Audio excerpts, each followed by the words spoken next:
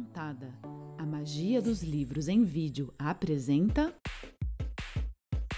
A Riqueza da Vida. Numa cidade grande vivia uma família muito rica.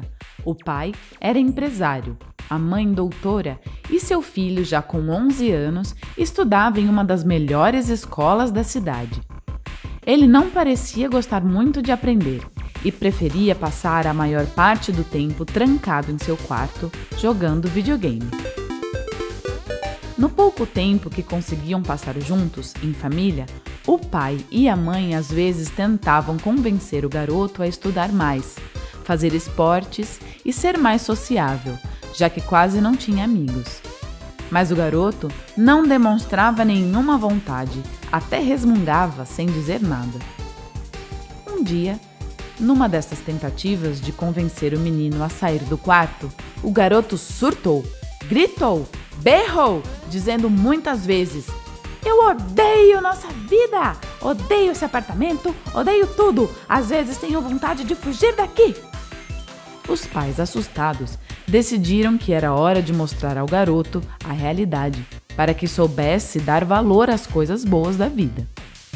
Na semana seguinte, então, levaram o menino até uma fazenda humilde, onde moravam seus primos, para que pudesse passar com eles as férias de inverno e assim ver como as pessoas podem ser pobres. Deixaram eles sem celular, e logo o menino percebeu que nem mesmo televisão os primos tinham.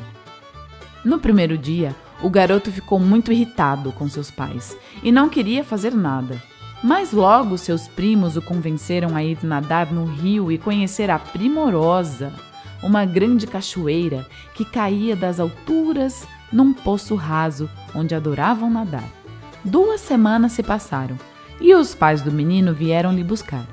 Na viagem de volta para casa, perceberam que o olhar do garoto estava distante, vidrado no horizonte. Então perguntaram: "Como foi a viagem, filho? Você viu como as pessoas podem ser pobres?" O garoto respirou fundo e disse: "Sim, pai." "E o que você aprendeu?" perguntou o pai.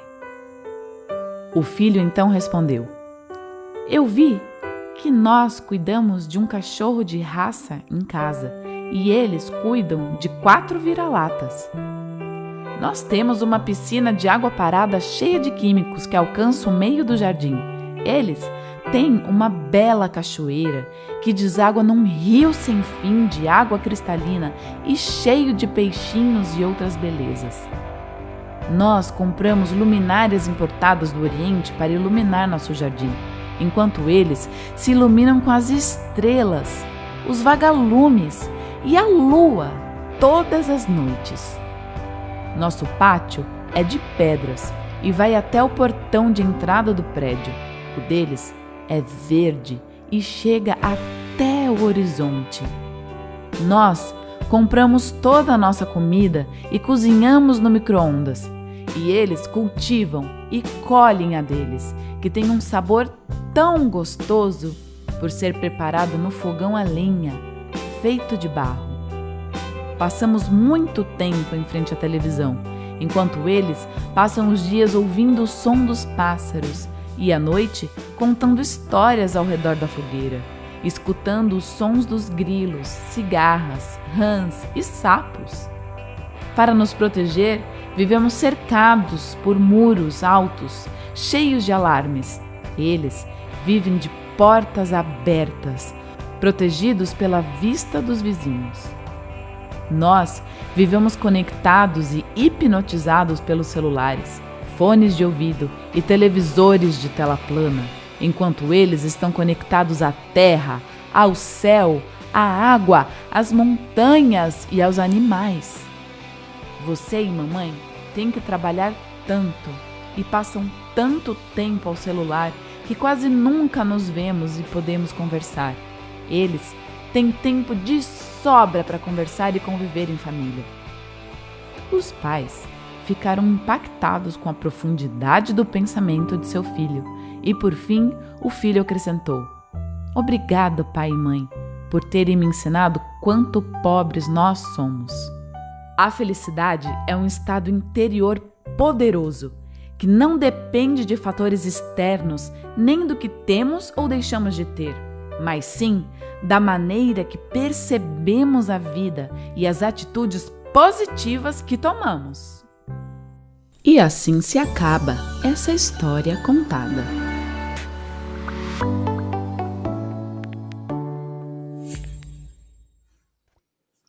Boa noite, crianças, tudo bem com vocês? É um prazer estar aqui novamente, para mais um encontro do nosso Evangelho segundo o Espiritismo, aqui na nossa casa de oração, nosso grupo espírita, Dr. Erma, na nossa evangelização Irmã Sheila.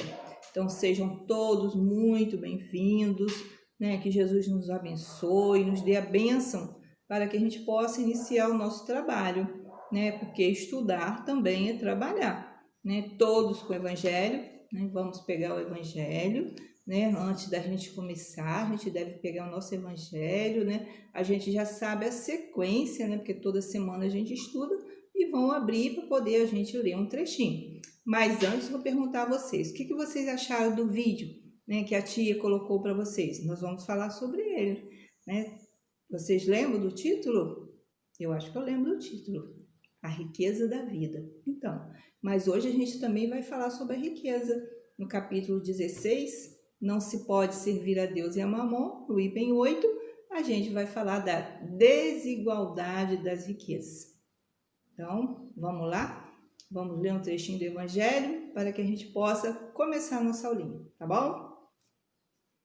Então, aí fala assim: a desigualdade das riquezas é um desses problemas que se procuram resolver inutilmente quando se leva em consideração apenas a vida atual. A primeira questão que se apresenta é esta: por que todos os homens não são igualmente ricos? Alguém sabe me responder? Por que todos os homens não são igualmente ricos? E aí os espíritos respondem aqui pra gente. Isso acontece por uma razão muito simples, é que os homens não são igualmente inteligentes, não são igualmente ativos para adquirir e nem sóbrios e previdentes para conservar. Então, cada um de nós, temos uma diretriz. Então, a gente vai vendo aí por que a desigualdade das riquezas. Tia vai ler mais um pedacinho. Aliás, é um ponto matematicamente demonstrado que se a riqueza fosse repartida igualmente, daria a cada pessoa uma parte mínima e insuficiente, que supondo-se esta divisão realizada, o equilíbrio em pouco tempo seria rompido, por causa da diferença de caracteres e de aptidões. Supondo a divisão possível e durável, tendo cada um apenas o necessário para viver, o resultado seria o aniquilamento de todos os grandes trabalhos, que contribui para o progresso e o bem-estar da humanidade, que supondo que ela desse a cada um o necessário, não haveria mais o estímulo que leva o homem às grandes descobertas e aos empreendimentos úteis. Se Deus concentra a fortuna em certos lugares, é para que dali ela seja expandida em quantidades suficientes segundo as necessidades. Então, que Jesus nos abençoe, nos proteja, nos ampare e nos dê a bênção para que a gente possa iniciar o nosso trabalho. Então, meus amores, a gente está falando aqui hoje da desigualdade. O que é desigualdade? É tudo aquilo que não é igual, Tem o pobre, tem o rico, tem aquele que tem saúde, aquele que é doente, aquele que é alegre, aquele que é triste, aquele que é bom, aquele que é mau, aquele que é magro, aquele que é gordo. Então, olha aí quanta coisa tem de diferente, de desigual. Então, a gente viu ali pelo texto, que cada um de nós, cada homem, ele vai desenvolvendo alguma coisa, algo, Cada um com as suas aptidões, como a gente já falou, Aptidão é aquilo que você desenvolve para fazer alguma coisa. Então, tudo isso é muito gradual. Então, vocês viram um vídeo, né? O vídeo ele mostra o quê? Ele mostra um garotinho, né? Que era rico, a família dele era rica, o pai e a mãe, mas ele sempre assim, insatisfeito. Ele tinha tudo, mas ele era muito insatisfeito com tudo, né? E os pais falavam, colocavam ele para estudar, ele não queria, não se interessava com nada, queria ficar com fone o tempo todo, celular o tempo todo. Então, quando a gente fala aí do pobre e do rico, né? A gente sabe que a riqueza, tanto a riqueza quanto a pobreza são provas, né? São momentos, tudo que a gente passa aqui na nossa vida são momentos que a gente vai passar. Então, o Papai do Céu, ele testa a gente, né? Aí a gente vem rico para ver o que eu vou fazer com aquele recurso que eu tenho. Se eu vou querer só para mim, tudo para mim, né? Vou ser potencialmente um egoísta, ou se eu vou utilizar, né? Daqueles recursos, com certeza também eu vou ter, né? Vai ser útil para mim, mas também se eu vou fazer com que aquela riqueza possa ser útil para os outros. Então, é um teste aí, né, que Jesus faz com a gente no exercício da caridade. E quando a gente vem pobre, né, é mais um teste, né, para que a gente possa crescer, né, para que a gente possa evoluir, para que a gente possa amadurecer. E quando a gente vem pobre, né, é para testar também a nossa paciência, a nossa resignação, para ver se a gente vai saber passar também por aqueles momentos. Quando a gente estuda, né, as nossas matérias lá do nosso colégio, não é mesmo? Tem as provas, tem as matérias, tem umas que a gente gosta mais, tem outras que a gente gosta menos. Então, a gente tem que estudar para fazer as provas. E se a gente, né, gostar, com certeza a gente vai fazer uma boa prova, porque a gente vai se interessar para poder, na hora da prova, a gente saber responder as perguntas. Assim somos nós aqui na Terra, né? A gente está lá no plano espiritual, né? A gente fica lá também estudando, porque ninguém para de estudar. O estudo é frequente, né? Deixar de estudar é uma perda de tempo. Em qualquer lugar que a gente esteja, encarnado ou desencarnado, a gente vai estar estudando, né? Para que a gente possa se aprimorar, se lapidar, né? Como fosse uma pedra, que a gente fosse uma pedra bem bruta, né? Então, o estudo, cada vez mais que a gente estuda, a gente vai lapidando, né? Ela vai ficando mais bonita, assim somos nós. Quanto mais a gente estuda, a gente aprende e a gente vai melhorando, né, o nosso coraçãozinho, os nossos sentimentos.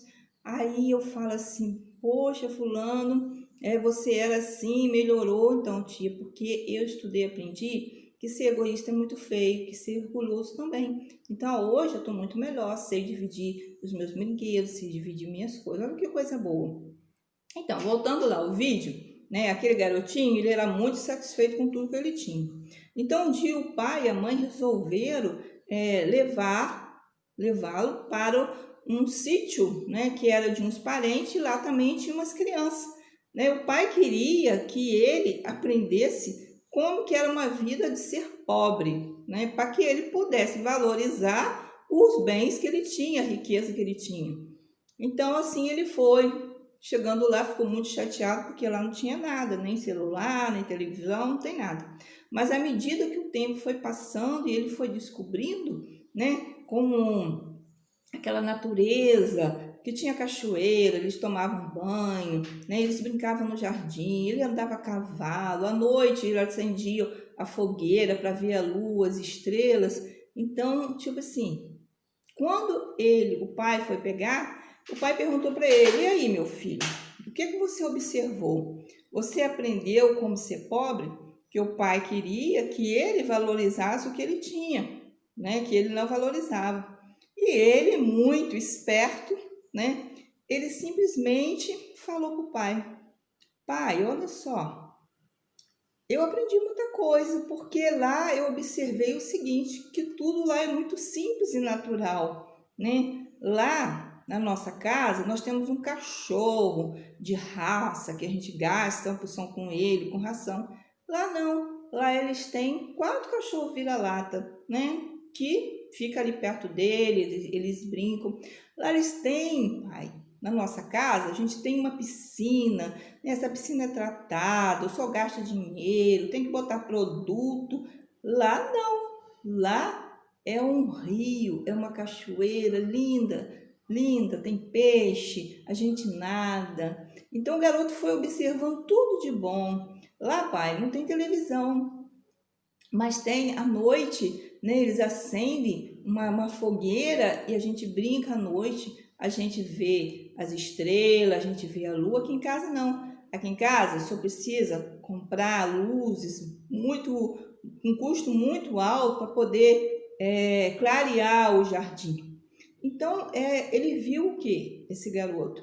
Ele viu a diferença, né, da natureza, né, para a casa dele, lá na cidade, né? Ele potencializou muito mais, né? A partir do momento que ele conheceu os dois lados, né? Ele potencializou a riqueza, né?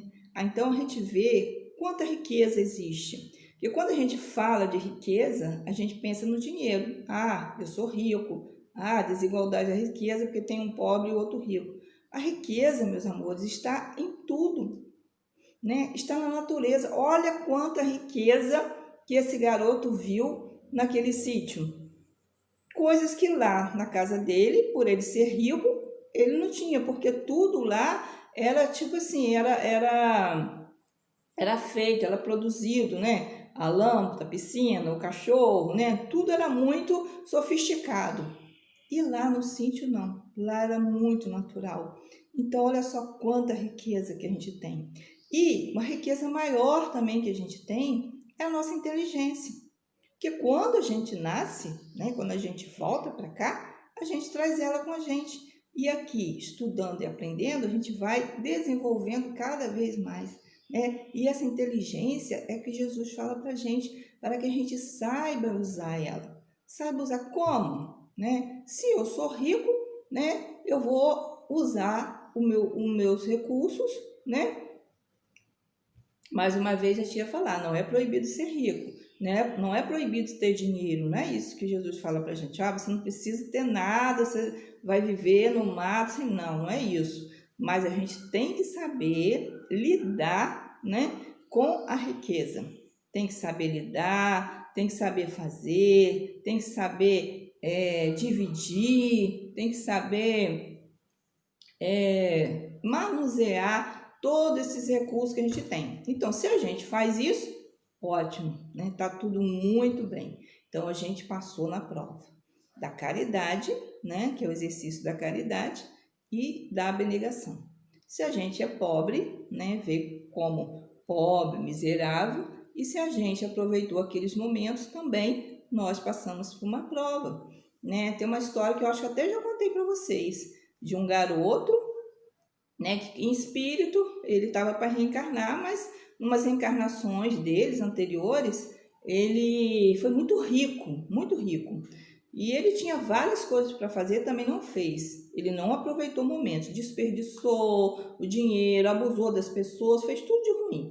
Então ele teve outra oportunidade de voltar. E quando ele voltou, ele veio numa família pobre, muito pobre, sua mãe muito doente, seu pai desencarnou cedo e ele, um menino de 12, 13 anos, teve que assumir o comando da casa, né? Ele que trabalhava, ele trazia o dinheiro da casa, ele ajudava a mãe, os irmãos, né? E todo mundo, e era muito franzinozinho, todo mundo ficava bobo, meu Deus, um garoto tão pequeno, com tanta responsabilidade.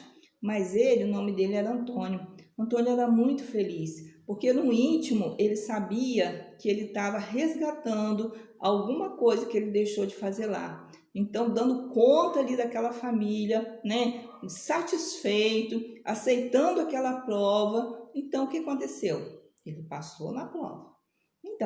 Então vamos passar na prova, vamos trabalhar com o nosso coração, porque dentro de tudo isso que a gente tem, né, a nossa inteligência, o nosso conhecimento, o nosso corpo, né, para poder o nosso espírito estar aqui, precisamos do nosso corpo, temos que cuidar de nós, da nossa saúde, né, e dentro de tudo isso aí, né, de todas as provas que a gente tem que cumprir, vai despertando em nós sentimentos que podem ser positivos e podem ser negativos. Então, os sentimentos positivos é a fraternidade, a solidariedade, a compreensão, a bondade, a tolerância, a aceitação, né? De entender o outro, né? De estar sempre fazendo alguma coisa boa acontecer. Então, sentimentos bons, né? Sentimentos positivos, né? Que todas essas provas que a gente vem se pode despertar dentro da gente. Sentimento de amor, sentimento de caridade. E os sentimentos negativos são aqueles, né? É a falta de bondade, é a falta de tolerância, é a tristeza, é a revolta, é a incompreensão. Então, qual o sentimento que a gente vai escolher diante das provas que nós viemos aqui? Vamos escolher os sentimentos positivos, porque diante de uma prova, diante da pobreza ou da riqueza, né, a aceitação, né, de ser um ou ser outro, com resignação, paciência e tolerância, né? Então vamos agradecer sempre a Jesus, né? E facilitar as coisas para a gente. Vamos ser menos orgulhosos, menos egoístas, tentar. Vamos abrir nossos olhinhos, vamos pensar no outro, né? E como o título, né, daqui do nosso evangelho que a gente está estudando, não se pode servir a Deus e a Mamon. Né? A gente sabe que Mamon é um mundo material, não é que a gente não possa ter as coisas, a gente pode ter as coisas, mas temos que saber usar e usufruir. Né? Então, que Jesus nos abençoe, né? Foi muito bom estar aqui com vocês e até a próxima. Beijo para vocês.